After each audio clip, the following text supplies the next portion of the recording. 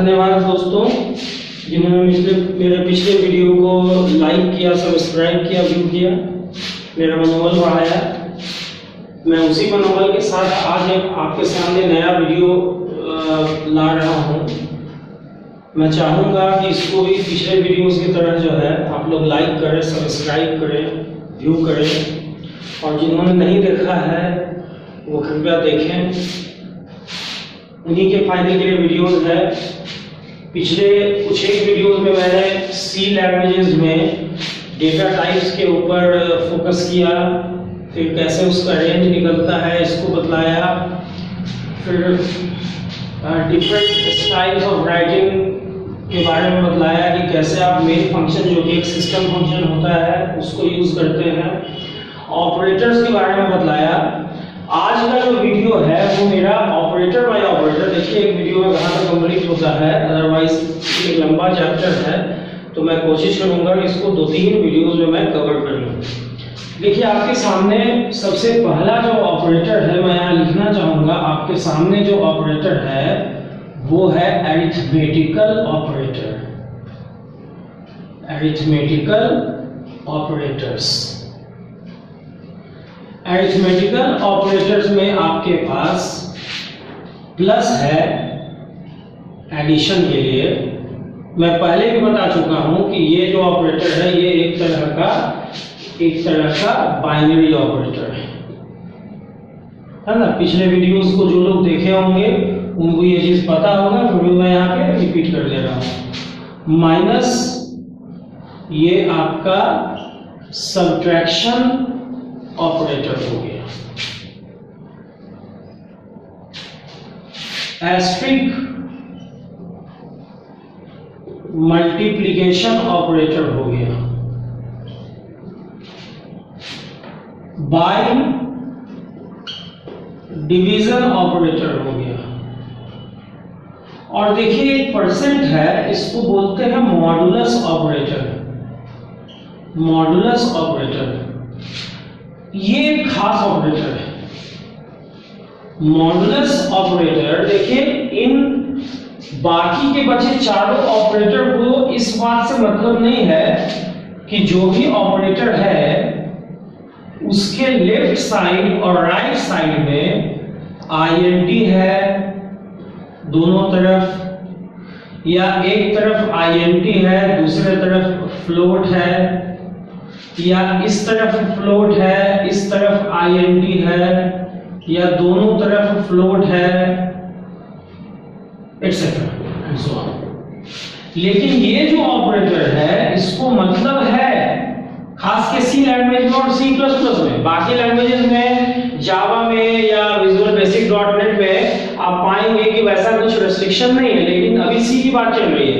सी में ये जो मॉडुलस ऑपरेटर है इसके लेफ्ट साइड में भी आईएनटी वैल्यू चाहिए और राइट साइड में भी आईएनटी वैल्यू चाहिए, और ये always it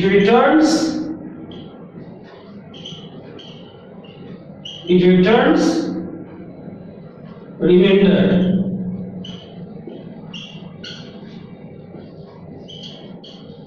After the performing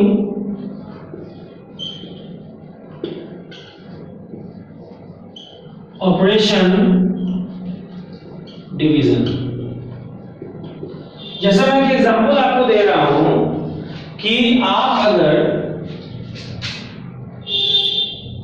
5 + 2 करेंगे तो इसका रिजल्ट क्या आएगा? 7 आएगा। अगर आप 5 - 2 करेंगे तो इसका रिजल्ट क्या आएगा? 3 आएगा। अगर आप 10 × 4 करेंगे तो इसका रिजल्ट 40 आएगा। अगर आप 10/2 करेंगे नो डाउट 5 आएगा। लेकिन अगर आप 10/3 कर रहे हैं और आप ये सोच रहे हैं 3 पॉइंट समथिंग आएगा तो ये गलत है, 3 ही आएगा। क्योंकि मैं ये बताना चाह रहा हूं कि दो आईएनटी के बीच में किसी भी टाइप का कोई भी अरिथमेटिकल ऑपरेशन हमेशा इंटीजर रिजल्ट प्रोड्यूस करता है। मैं यहां पर लिख दे रहा हूं, any kind of arithmetic arithmetical operation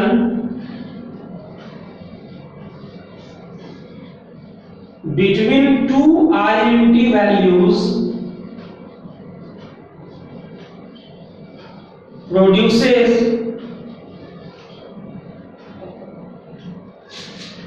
always an int result। ये बहुत इंपॉर्टेंट चीज है।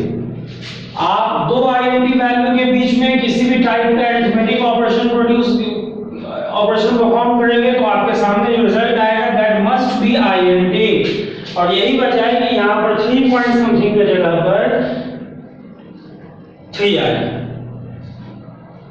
ठीक है, मैं बताऊंगा कैसे 3 पॉइंट समथिंग भी आएगा, वो भी आता है।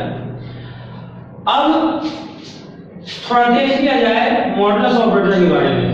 मॉडुलस ऑपरेटर में सपोज कि मेरा ऑपरेंड 1 है, ऑपरेंड 1 ये मैंने ले लिया, दो ऑपरेंड के बीच में काम होगा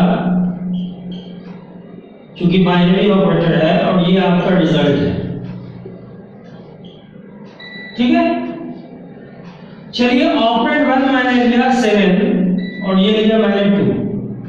ये 7 हो सकता है, ये -2 हो सकता है, ये -7 हो सकता है, ये -2 हो सकता है, सॉरी ये 2 हो सकता है, और लास्टली ये -7 और ये -2 हो सकता है। देखिए फर्क है, फर्क कहां है? दोनों ऑपरेंड में। यहां पे पहले में दोनों पॉजिटिव है, दूसरे वाले में पहला पॉजिटिव है दूसरा नेगेटिव है, तीसरे वाले में पहला नेगेटिव है दूसरा पॉजिटिव है, और लास्ट चौथे वाले में दोनों नेगेटिव है।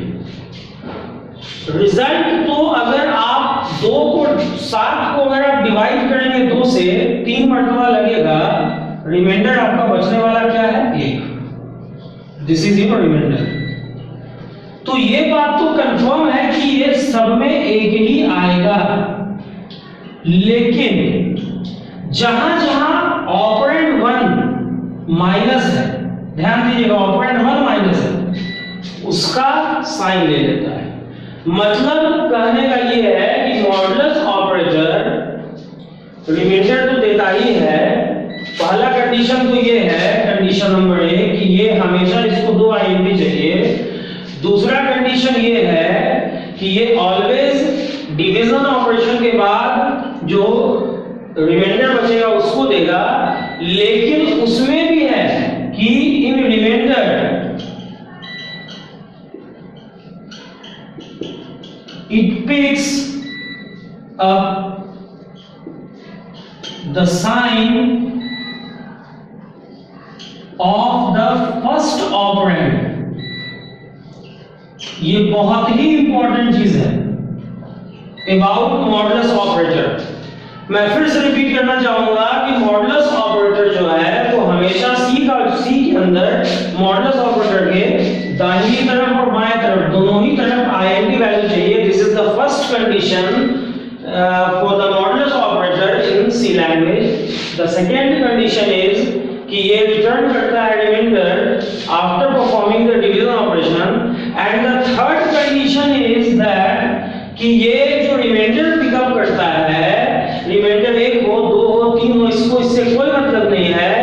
ये उस रिमाइंडर में जो रिजल्ट होगा उसमें पहले ऑपरेंड का साइन लेता है। देखिए यहां पर -7 है इसीलिए -1 हुआ, यहां -7 इसीलिए -1 हुआ, यहां +7 है इसलिए ये +1 है, ये +7 है इसलिए ये +1 है। ऑपरेटर 2 का कोई वैल्यू इसमें नहीं है साइन उठाने में। ठीक है, तो ये मैंने थोड़ा सा चीज बताया। अब मैं इसको दिखाना चाहूंगा मैं अब कि ये सारी बातें समझ में आ गई होंगी, आप लोग पॉज करके नोट डाउन कर सकते हैं। और अब मैं मिटा रहा हूं और आगे मैं ये चीज दिखा रहा हूं कि कैसे मैं इन ऑपरेटर्स को कैसे मैं इस्तेमाल करता हूं, अरिथमेटिकल ऑपरेटर्स को कोडिंग में। मैंने पहले ही बता दिया है पिछले वीडियो में कि आप मेन का अलग-अलग वैरायटीज है, आप अलग-अलग वैरायटीज हो सकता शायद ट्राई किए होंगे, अगर नहीं किए हैं तो प्लीज ट्राई कीजिए। अलग-अलग कंपाइलर है, टर्बो सी है, एमसीसी है, बहुत सारा कंपाइलर है, कोडब्लॉक है, विजुअल सी का भी कंपाइलर है, या सी प्लस प्लस का कंपाइलर है, turbo C plus plus compiler है। आप सब पे ट्राई कीजिए, बेहतर होगा। जितना ज़्यादा आप कंपाइलर यूज करेंगे उतना बेहतर आपके लिए होगा। मैं एग्जांपल दे रहा हूँ, एग्जांपल। चलिए मैं अपने स्टाइल से शुरू करता हूँ। हैज इंक्लूड stdio.h, क्योंकि मैं printf यूज करने जा रहा हूं, and has include conio.h, c small है यहाँ पे, ये बात याद रखिएगा। जहां भी कैपिटल होगा मैं खास तौर पे रुक के बताऊंगा। conio को मैंने इंक्लूड किया है क्योंकि मैं clr, scr और getsafe यूज करने जा रहा हूं। मैंने लिखा void main,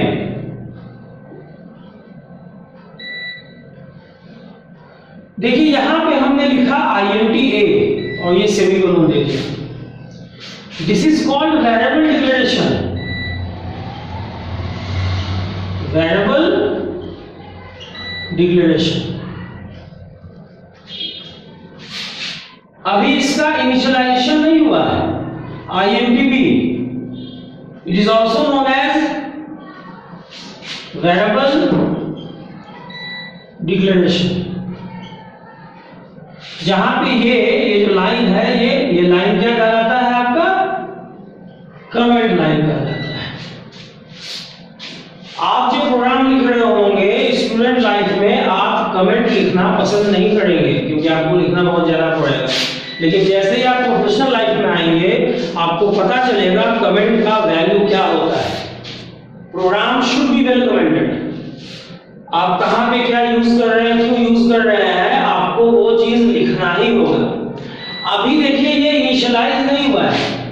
इनिशियलाइजेशन एक प्रोसेस है जिसमें किसी वेरिएबल में फर्स्ट टाइम को वैल्यू जाता है। जैसे a में पहली बार हमने असाइन किया 10, ये क्या हो रहा है? a बराबर है 10 से, ऐसा नहीं, 10 असाइन हो रहा है a में।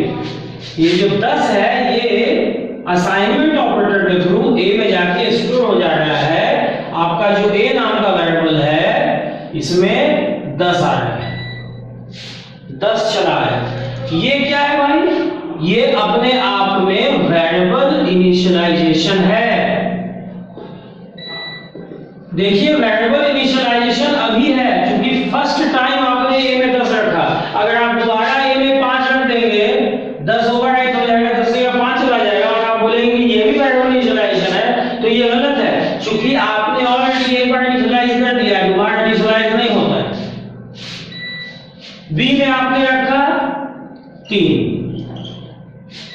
ये अपने आप में वेरिएबल इनिशियलाइजेशन है क्योंकि b भी पहली बार वैल्यू रख रहा है। अब हम यूज कर रहे हैं printf /n क्यों नहीं कर सकते? पहला लाइन है। सपोज हम यहां पर clr scr यूज कर लिया, चलिए हटाइए, पिछले वाले का आउटपुट खत्म हो गया। अगर होगा तो, नहीं होगा तो भी कोई दिक्कत नहीं, इस्तेमाल कर लेना चाहिए। अब मैं यूज कर रहा हूं printf /n मतलब न्यू लाइन। यहां b में क्या है?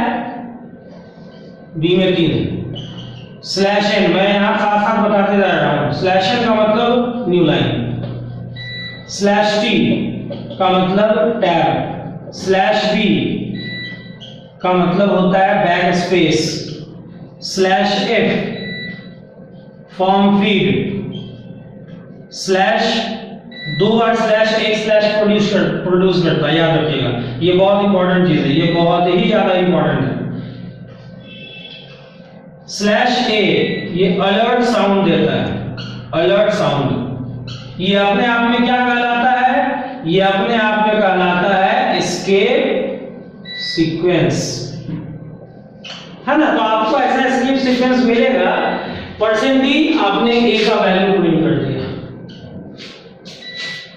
प्रिंट मैं %d ही क्यों यूज करूं? मैं %i भी यूज कर सकता हूं, b का वैल्यू। अच्छा यहाँ पर मैंने मैसेज नहीं दिया है, मैं अगर चाहूं तो मैसेज भी दे सकता हूं, ध्यान दीजिएगा, डिफरेंट वेज ऑफ राइटिंग। क्योंकि अलग अलग बताने से वीडियो बहुत ज्यादा लंबा हो जाएगा, आप लोग इरिटेट हो जाइएगा। तो मैं यहाँ पर मैंने 2 लाइन लिखा जिसमें मैसेज नहीं दिया है। अब मैं लिख रहा हूं एडिशन इक्वल्स परसेंट डी के ज्यादा इस्तेमाल होता है a plus B. Printf slash N, इस बार इक्वल नहीं देके सब्ट्रैक्शन इज करना, percent D a minus B, ठीक है। तो होगा क्या इस सारे केसेस में, इस परसेंट डी के जगह पर ये a का वैल्यू आके सब्स्टिट्यूट हो जाएगा, इस परसेंट i के जगह पर ये b का वैल्यू आके सब्स्टिट्यूट हो जाएगा, यहाँ परसेंट डी के जगह पर ये a प्लस बी का रिजल्ट आके सब्स्टिट्यूट हो जाएगा, इस परसेंट डी के जगह पर यहाँ पर a माइनस बी का वैल्यू आके सब्स्टिट्यूट हो जाएगा, और आपका मैसेज हो जाएगा addition equals 10 plus 3 13, subtraction equal is 7. Printf the multiplication is, message तो अपना है, हम इस पर द लगाएंगे, percent D comma a Guna b,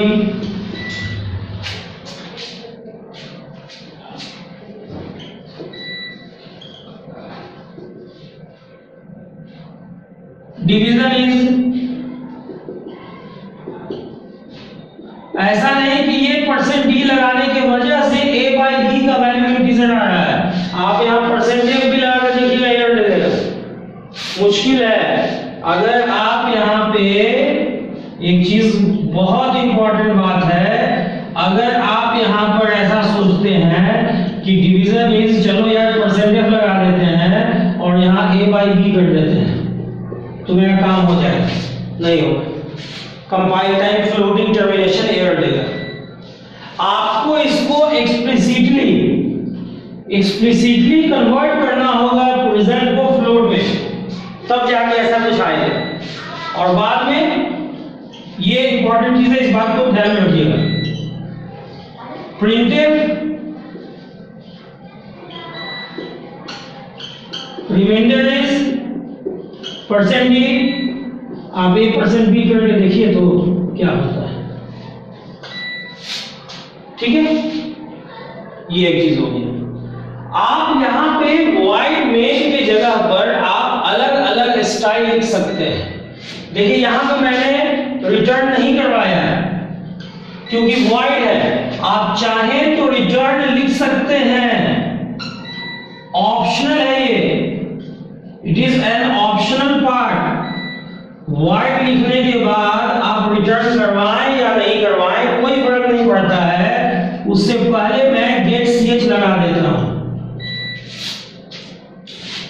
अब वॉइड मेन में आप ट्राई कर सकते हैं अलग अलग, मैंने पिछले क्लास में बताया है। Void main, void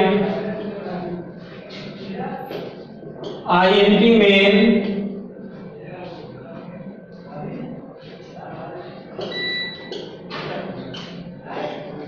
int main void,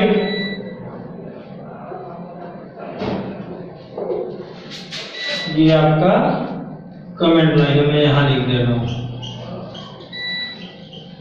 ये आपका कमेंट लाइन है। एक तो यहां लिखा हुआ है, बाकी 3 यहां पे। आप सिर्फ मेन लिखिए,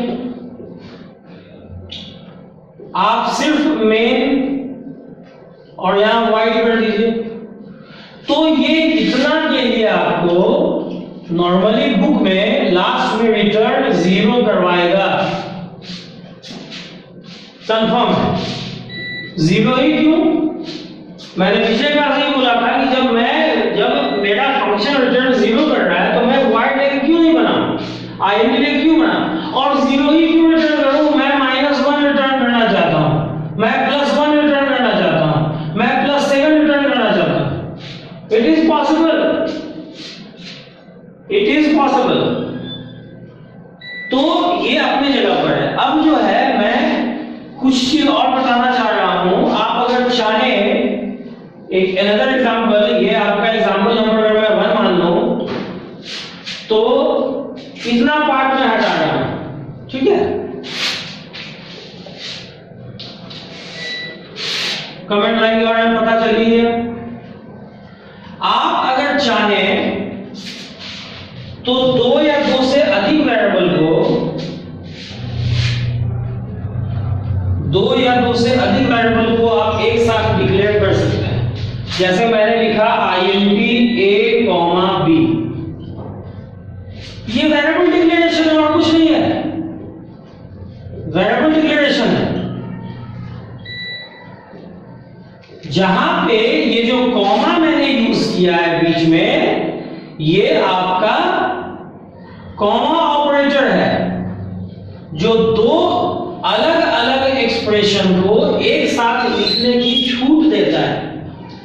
अब आप a में 10 रख लीजिए, कॉमा b में 8 रख लीजिए। ये क्या है? ये अपने आप में वेरिएबल का इनिशियलाइजेशन ही तो है, वेरिएबल इनिशियलाइजेशन। मतलब मैं ये बताना चाह रहा हूं इस वीडियो के माध्यम से आप लोगों को कि आप एक लाइन में कॉमा ऑपरेटर का इस्तेमाल करके एक या एक से अधिक वेरिएबल 2, 3, 4, 5, 10, 20, 50 वेरिएबल भी डिक्लेयर कर सकते हैं और चाहे तो सबको एक ही साथ इनिशियलाइज भी कर सकते हैं। आपका कोडिंग तो वही आ गया। ये कौन तरीका है? मेन का जो तरीका है वो तो है। अगर आप चाहें तो डिक्लेरेशन के साथ साथ इनिशियलाइजेशन भी कर सकते हैं। मैं ये चीज फिर बताना आपको चाहूंगा।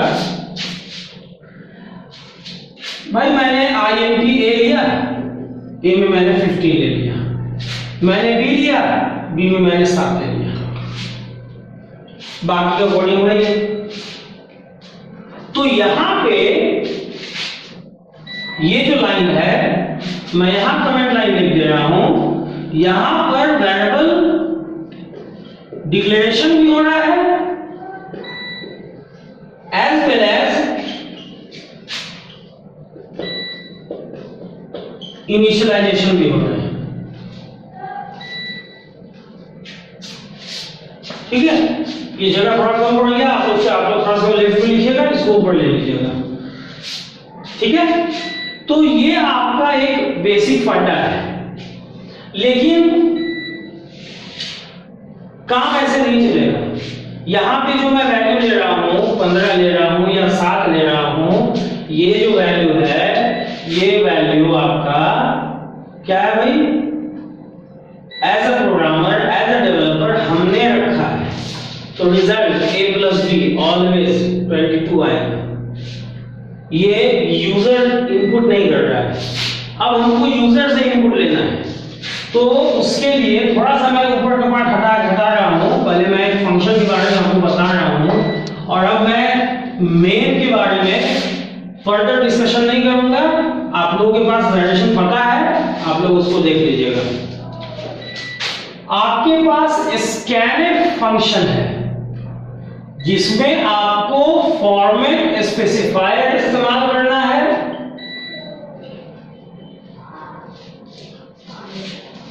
और वेरिएबल का नाम, ये एड्रेस ऑपरेटर के साथ वेरिएबल का नाम इस्तेमाल करना है जहां वो रखा है। स्कैनफ फंक्शन जो है ये अपने आप में it is a library function. ये क्या है भाई? तो एक तरह का लाइब्रेरी फंक्शन है दैट इज डिफाइंड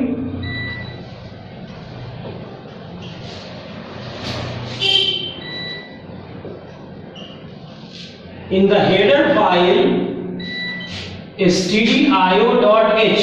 भगवान की जरूरत नहीं है, दोबारा आपको इंक्लूड करना है। ये अपने आप में इतना कैपेबल है कि ये किसी भी तरह के डेटा को एक्सेप्ट कर सकता है, डिपेंड करता है फॉर्मेट स्पेसिफायर आपने कौन सा यूज किया है। It is capable to take input of any type of data, एक या एक से अधिक,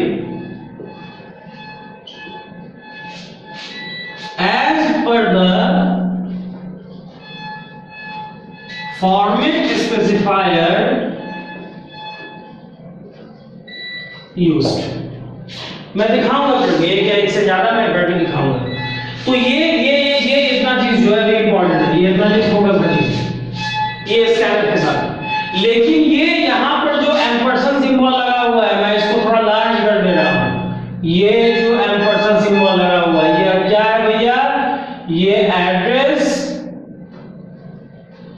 या रेफरेंस ऑपरेटर है।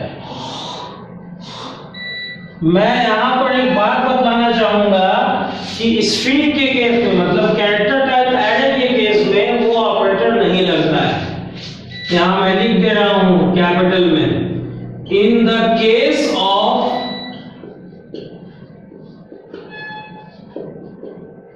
स्ट्रिंग, सी में तो है नहीं स्ट्रिंग, तो स्ट्रिंग को क्या बोलते हैं? char type array।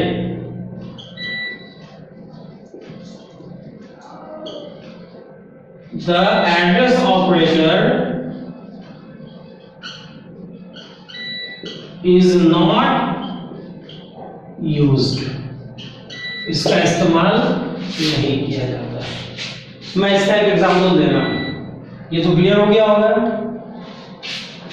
मैं ये मिटा रहा हूं।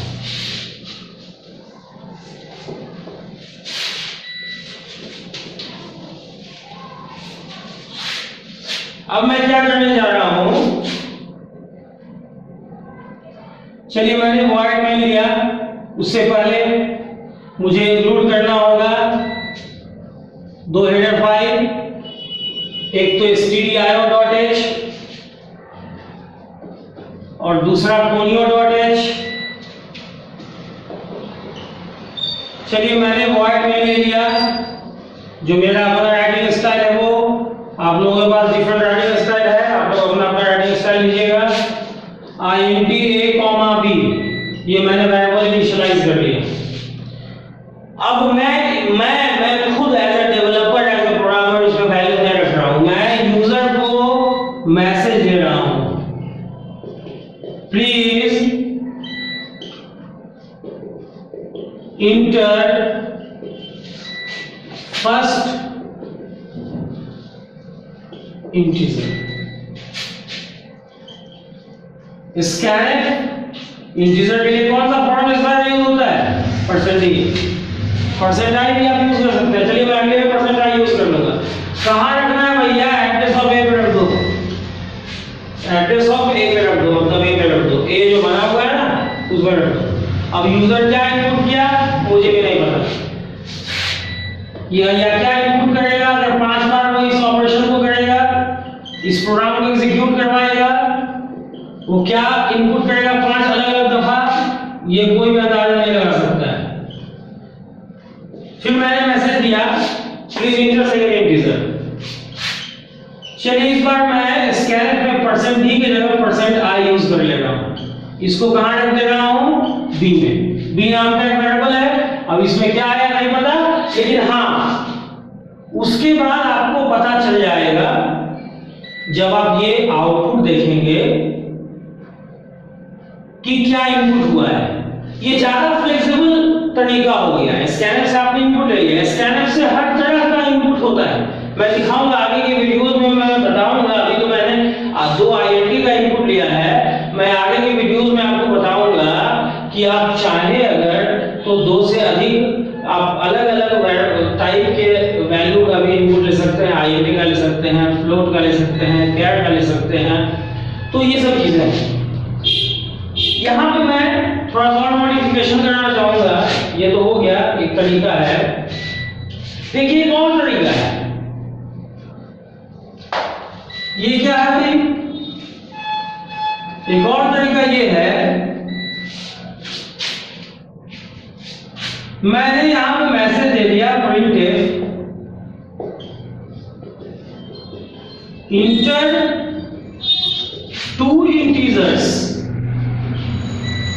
अब यहां 2 इंटीजर मैं ले रहा हूं, तो स्कैनफ में ये C स्मॉल है, स्कैनफ में यहां %d या %i जो आपको इस्तेमाल करना है, विथ स्पेस या विदाउट स्पेस। विदाउट स्पेस भी यूज कर सकते हैं, ले लीजिए। यहां पे कॉमा नहीं लेना है, लेकिन यहां पहला इंटीजर a में जाएगा, कॉमा दूसरा इंटीजर b में जाएगा, यहां comma. It is must, it is must. आप इसको भी ट्राई करके देखिएगा कि क्या ये पिछले वाले की तरह है। आप ऐसा कर सकते हैं, ठीक है।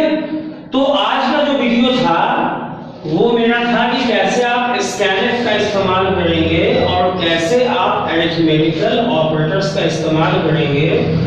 मुझे भरोसा है कि जैसा पिछले वीडियोस को आप लोगों ने लाइक किया, मेरा मनोबल ऊंचा किया, सब्सक्राइब भी किया, तो इस वीडियो को भी आप लोग जरूर देखें, कुछ ना कुछ फायदा होगा। और अगर कोई सजेशन है तो मैं चाहूंगा कि कमेंट में आप लोग सजेशन जरूर दें, ताकि मैं अपने आप में कुछ सुधार कर सकूं जहां गुंजाइश है ना। तो इस वीडियो को